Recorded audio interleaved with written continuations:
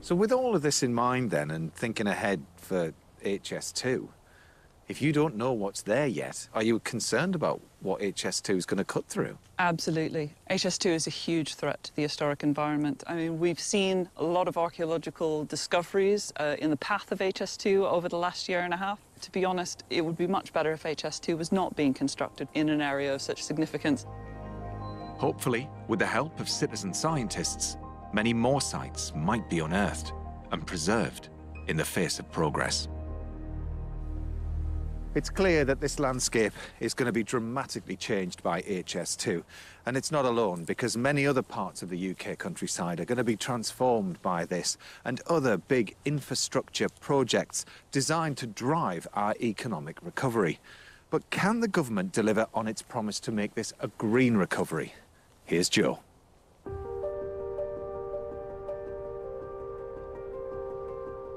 Another lockdown, and the true value of our countryside and outdoor spaces is again clear to all.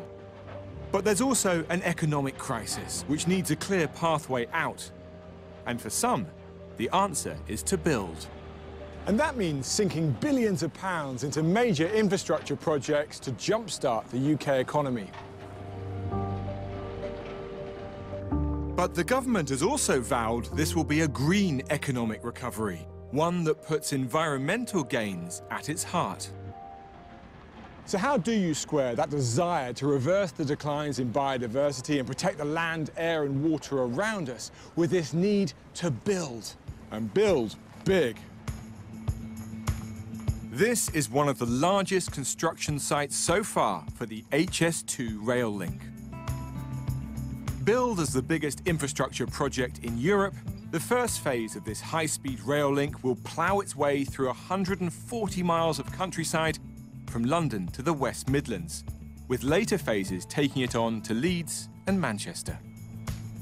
It's been highlighted as the low-carbon future for mass transportation. But thanks to the pandemic, more and more people are working from home. So is this really the sort of infrastructure project we should be ploughing our money into? COVID restrictions even stopped HS2's boss, Mark Thurston, from travelling to meet me today. Mark, it seems the pandemic has changed everything. I mean, the fact that we're not actually here in person together today, we're talking to each other over the internet. Do we need to reappraise HS2 in light of that? Will we still need it in the same way? You know, the expectations of people will want to travel again, travel between the major cities, particularly in the Midlands and the North, where connectivity isn't anywhere near as good as it is in London, the South East. It's going to be crucial to that, you know, economic rebalancing that's so essential to a sort of British economy going forward. But this is a project that's divided opinion, not least because of its feared environmental impact, which many claim already undermines the government's professed green ambitions. And people have been quick to point out the impact they believe HS2 is already having. Here at South Covington Wood in Warwickshire, trees are being felled to make way for the rail link. Campaigners' footage captures the moment the 200-year-old Covington pear tree, a former Tree of the Year, is felled. There you go. That's how you take down a Covington pear tree.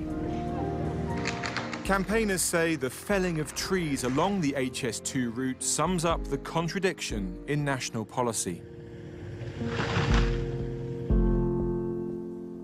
On one hand, the government is committed to new tree planting to alleviate climate change, and on the other, it stands accused of allowing mature trees and even ancient woodland to be destroyed for HS2.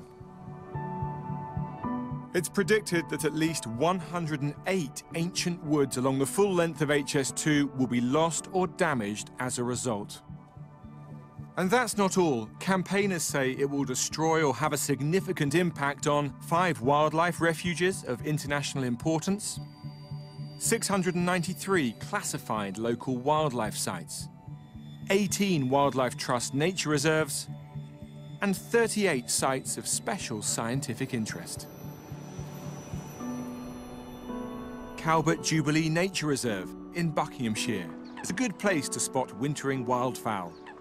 And visiting here as a local youngster gave the reserve's manager, Mark Valance, his passion for nature. It's where I got my first sighting of a nightingale as a teenager. It's wow. an amazingly special kind of moment for me. And that's still with you today, is it, that moment? Very much still with me today, yeah. I've got some really special moments of this nature reserve. Thickets of mature blackthorn, vital habitat for the reserve's rare black hair-streaked butterfly, have been removed by HS2 as they cleared all the land on the other side of this temporary steel fence. And why is blackthorn, and importantly mature blackthorn, so significant? It's critical in the life cycle of black hair-streaked butterflies. They need mature blackthorn as part of their life cycle, so they lay their eggs and the larvae will feed on the blackthorn. So sites like this are critically important to that species hanging on in this threatened kind of environment that we find ourselves in. Environmental groups want HS2 to create what's called a net gain, meaning nature wouldn't lose out from development, but would actually benefit from more flora, fauna, and new habitat created elsewhere. But instead of net gain, the government simply says there will be no net loss. It also says only a small amount of ancient woodland is affected by HS2. And its CEO, Mark Thurston, says they're not just creating a rail link along the spine of the country, but a green corridor too. So the idea is it will reduce carbon. Clearly, it costs quite a lot of carbon to build a project like this. When will it become carbon neutral? At which point in the future, do you think? Well, that will certainly depend on the volume of services that run once the railway's been built. But I think what we're very aware of as part of the commitment of HS2 is for it to be a net zero project. So we've put a massive green corridor program and make sure we reinvest in the natural environment to offset that carbon you referred to. And if you think about the tunnel you're stood behind there at Long Itchington, that's to avoid damaging an ancient woodland. We've already planted over 400,000 trees on HS2. I think that number will be about 700,000 by the spring. And just between London and Birmingham, we're going to plant around 7 million trees and shrubs to create this sort of green corridor.